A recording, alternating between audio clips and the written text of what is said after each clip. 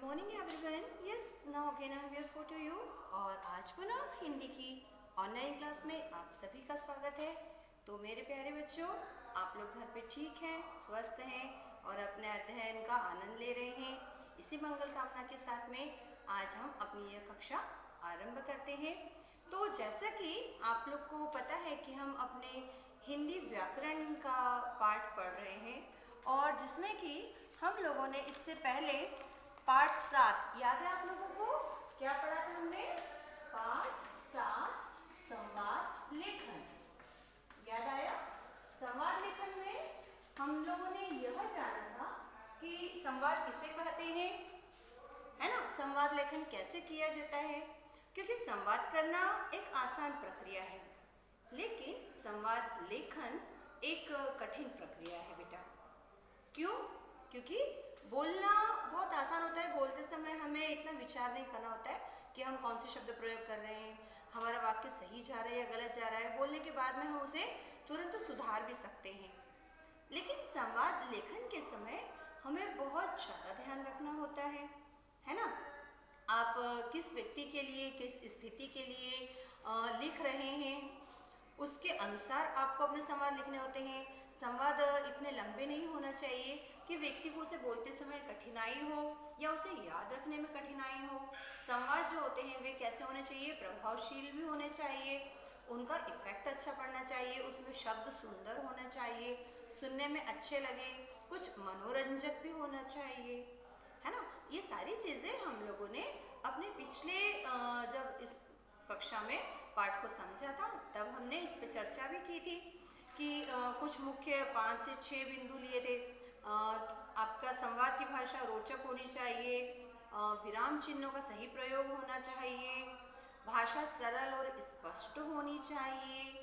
तो यहाँ पर हम संवाद लेखन के अंतर्गत दिए गए कुछ स्थितियाँ हैं, कुछ सीन हमें दिए गए हैं, हमने पढ़े भी थे और हमने कहा था कि हम अपनी अगली कक्षा में, है ना, अपना जो लेखन का कार्य है वह आरंभ करेंगे।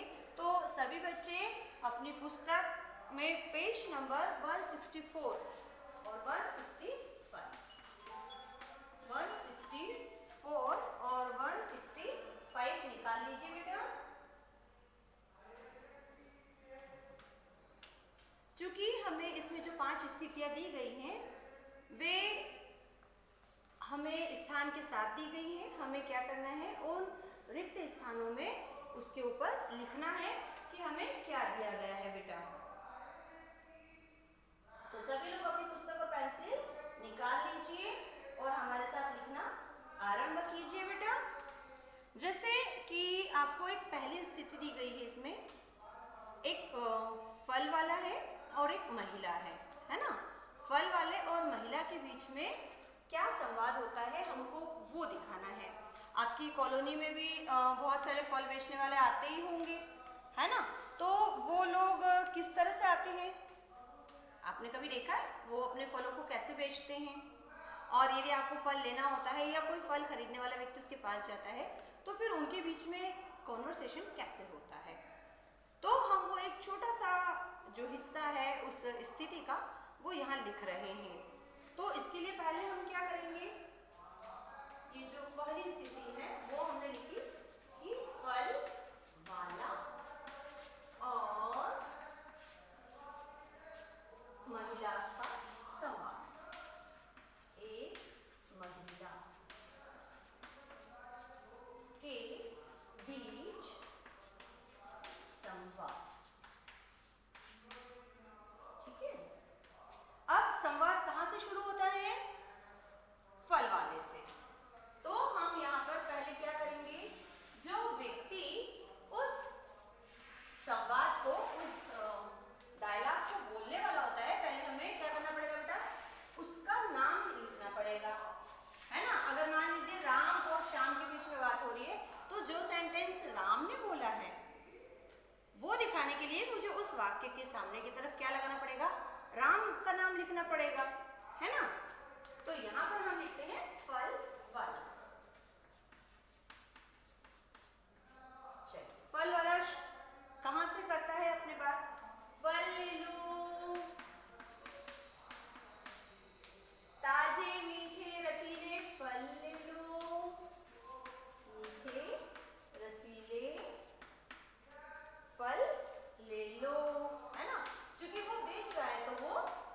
फलों की क्या करेगा, विशेषता बताएगा। फिर महिला ने उसे देखा, उसे रोका है। अब वो कहते, अरे फल वाले भैया, अरे फल वाले भैया, कौन कौन से फल लाए हो, कौन कौन से फल लाए हो, है ना, प्रश्न पूछ रही है। फिर फल वाला क्या जवाब देता है, देखिए वो अब जो फल उसके ठेले पर या उसमें है वो उनके नाम बताएगा। अमरूद, अनार, संतरा, तरबूज, केला, आपको कौन से फल चाहिए, कौन से फल चाहिए, ठीक है। अब फिर महिला क्या कहती है, मुझे, महिला, मुझे 1 किलो अनार और कौन से फ्रूट आपको पसंद है आप वो ले सकते हैं, है ना। 1 किलो संतरे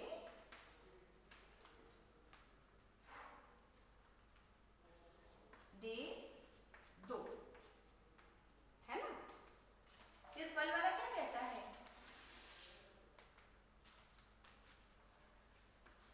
फल वाला और भी कुछ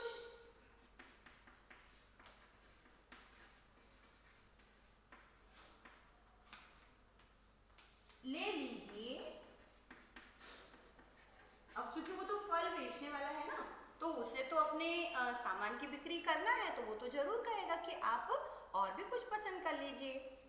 तो अब देखिए फिर महिला क्या कहती है,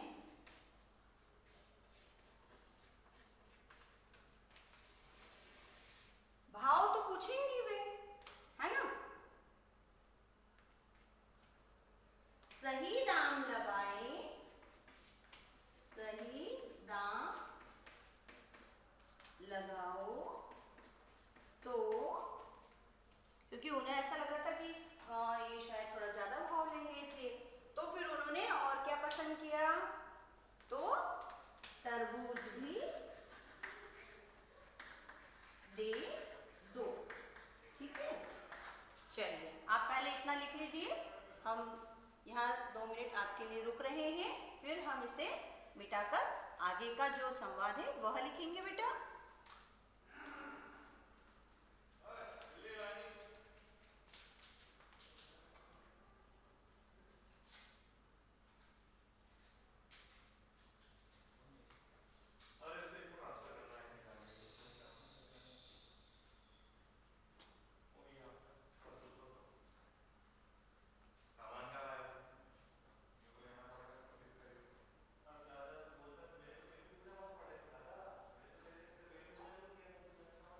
अब देखिए बेटा, है ना, इसके आगे का हम कन्वर्सेशन लिखते हैं। तो फल वाला क्या जवाब देता है उन्हें, देखिए,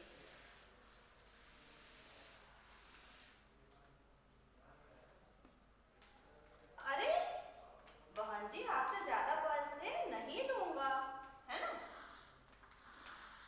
क्योंकि जब भी कोई विक्रेता होता है तो वह अपने ग्राहक से अपने संबंध अच्छे रखना चाहता है, ताकि बाद में भी उसकी बिक्री होती रहे। तो क्या कहता है कि सही दाम की फिक्र मत कीजिए, हाँ बहन जी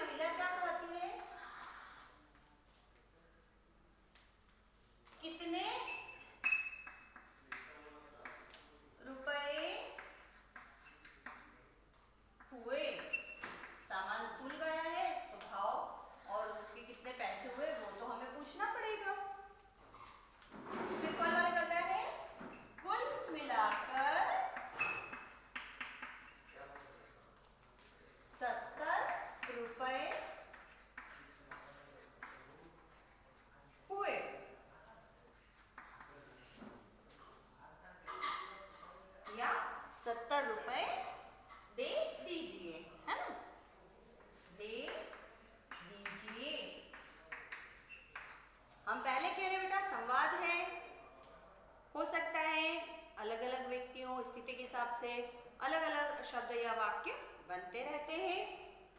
अंत में फिर महिला क्या कहती है?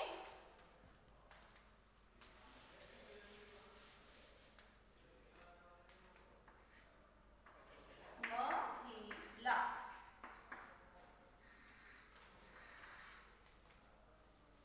ये लीजिए।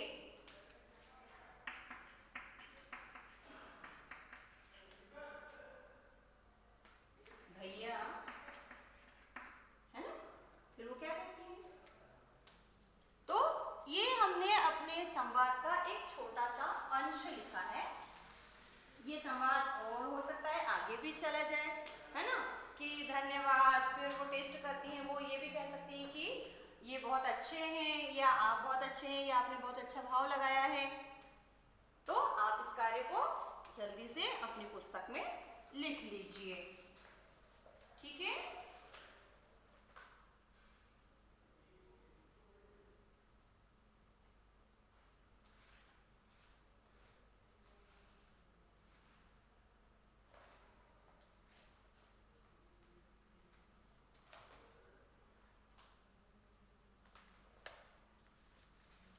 इसके पश्चात आपको दिया गया है एक नेता और पत्रकार के बीच में संवाद, फिर एक खिलौने वाले और एक बच्चे के बीच में है। तो वो भी लगभग कुछ ऐसा ही होता है बेटा, है ना? तो हम इसका अगला वाला जो संवाद है क्रिकेट मैच का, वह लिख लेते हैं।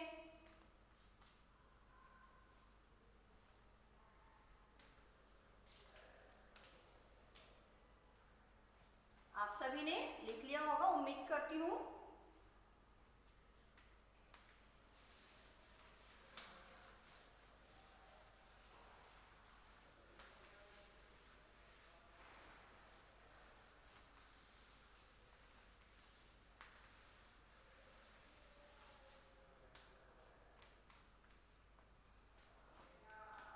क्रिकेट मैच को लेकर भी दो मित्रों के बीच में बातें चल रही हैं।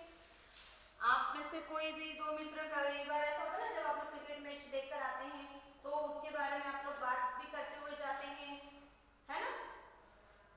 तो हो सकता है अलग अलग मित्रों को अलग अलग पसंद होते हैं क्रिकेट मैच को लेकर खिलाड़ी। तो क्रिकेट मैच को लेकर दो मित्रों की बातचीत, या फिर कहानी सुनाने के लिए दादी माँ और पोती के बीच का संवाद। चलिए हम ये लिख लेते हैं, कहानी सुनाने के लिए दादी एवं पोती के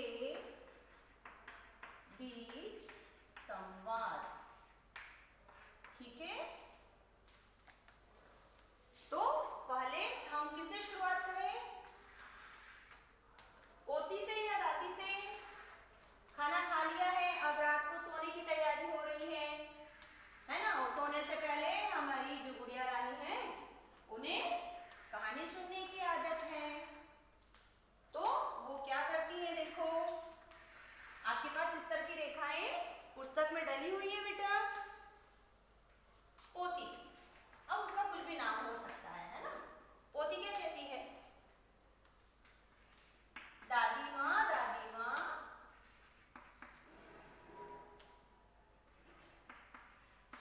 बहुत प्यार में होते हैं ना तो बच्चे ऐसे होते हैं, आप क्या कर रही हैं?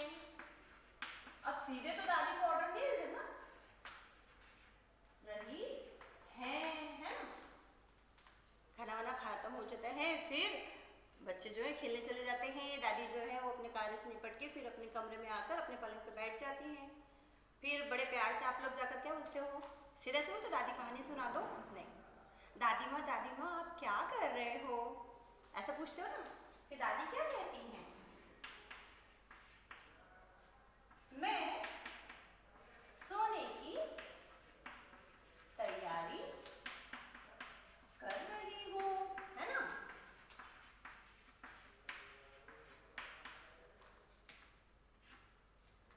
कुछ कहना है?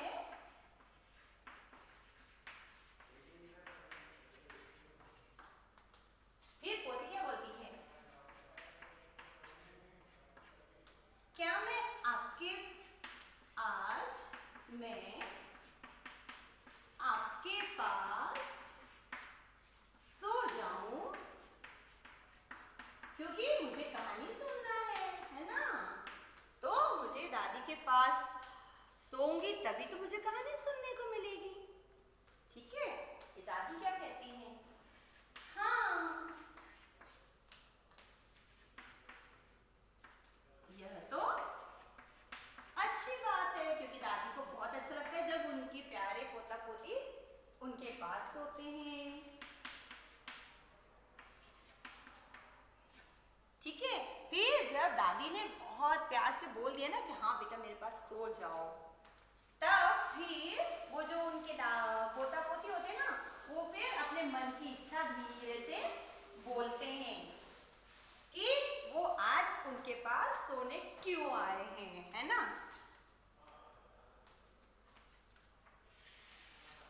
आप देखो पोती क्या बोलती है? दादी माँ, आप मुझे एक कहानी सुनाइए ना, एक कहानी सुनाइए ना। बड़े प्यार से बोलते हैं वो बच्चे, है ना। मस्का लगाते हैं ना काम करवाने के लिए, कुछ चाहिए दादी ऐसा कर दीजिए ना, बड़े प्यार से बोलते हैं। फिर दादी क्या बोलती हैं? अच्छा बताओ,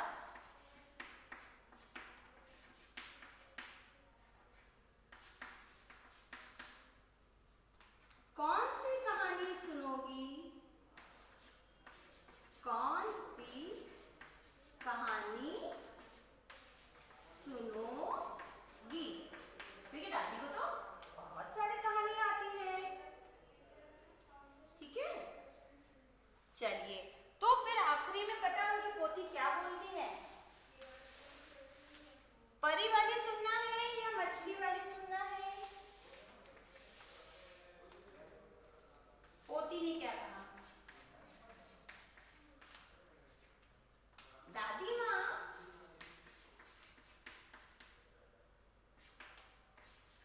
आज तो आप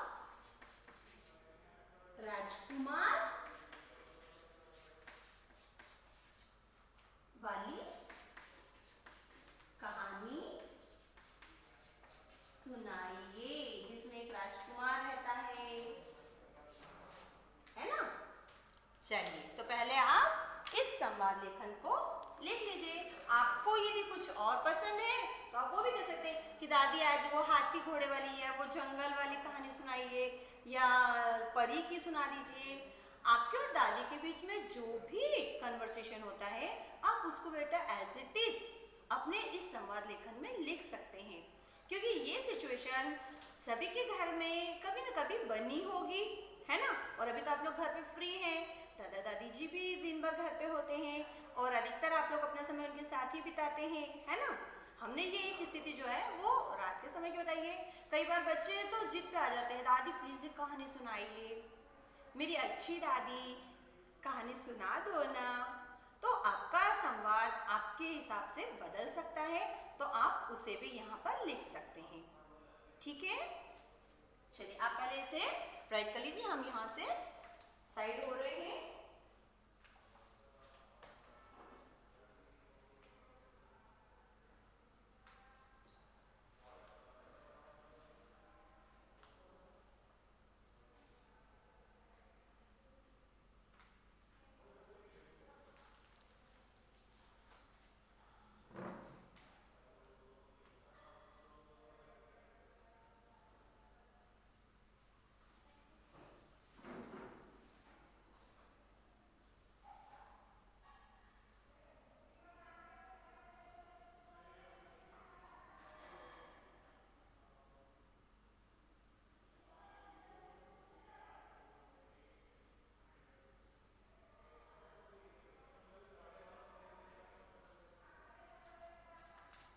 तो प्यारे बच्चों, आज हमने अपने संवाद लेखन में दो अलग अलग स्थितियों के ऊपर संवाद का लेखन का कार्य किया है।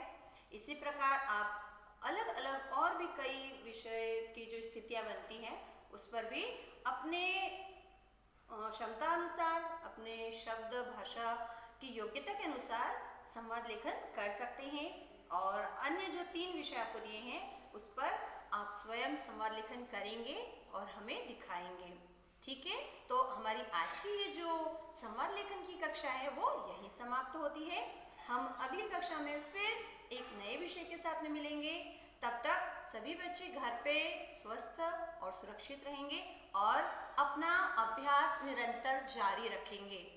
आपके टेस्ट आने वाले हैं तो उसके लिए भी आप लोग क्या करेंगे, अपना जो अभ्यास है उसका समय बढ़ा दीजिए बेटा, क्योंकि हमारे लिए सबसे इम्पोर्टेंट यदि कुछ है तो वो होती है हमारी पढ़ाई। हमने दीपा कर्माकर जी के पार्ट में समझा था, पढ़ा था कि खेल महत्वपूर्ण है लेकिन पढ़ाई उससे भी ज़्यादा महत्वपूर्ण है ना। और जब वो इतनी बड़ी खिलाड़ी होकर भी अपनी शिक्षा पर, अपनी पढ़ाई पर ध्यान देती हैं तो फिर हमारे लिए तो अभी बहुत ही ज़्यादा ज़रूरी है। अभी हम तो अपना बेस बना रहे हैं। अभी हमारे लिए सबसे यदि ज़रूरी कोई है तो वो है हमारा अध्ययन। तो बेटा मैं उम्मीद करती हूँ कि आप लोग इस बात को समझेंगे। तो अगली कक्षा में पुनः मिलेंगे, तब तक के लिए बाय बाय।